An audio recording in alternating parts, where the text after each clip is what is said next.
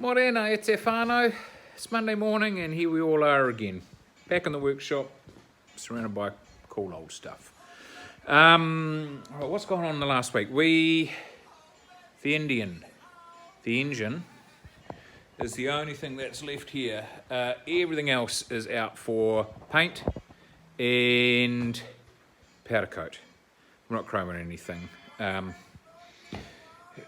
Because it's not really a show bike, I just wanted a bike that I can use and be cool and look awesome. So I've got the paint out with a buddy who is in the Indian Club, and it just does these fantastic old school sort of hand done paint jobs, and there'll be pinstripes and all that kind of stuff because that's what I want and it's going to look awesome.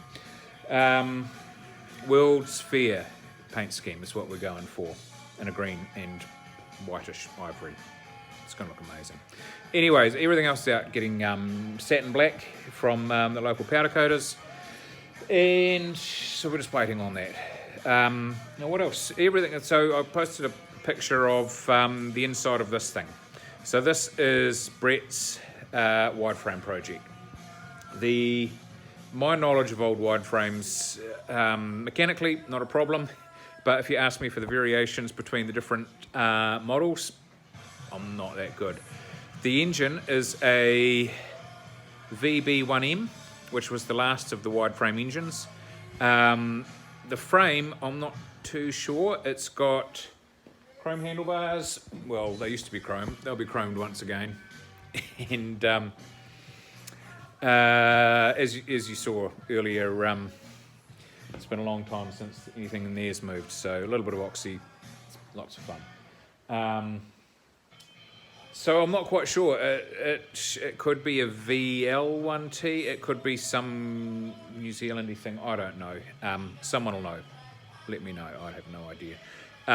But anyways, it's going to get the full stripped down paint and panel, and the engine is blown apart. Lots of stuff's worn out, but none of the critical stuff, like the engine cases are good and the cylinder's good and the carb's good and whatnot. But I think this was the thing that made me giggle the most, the crankshaft. When you actually, I took a little video of it, which I'll try and put on here, where you can see the end of the flywheel side shaft was just doing this. So that when it did run, it must have vibrated like anything.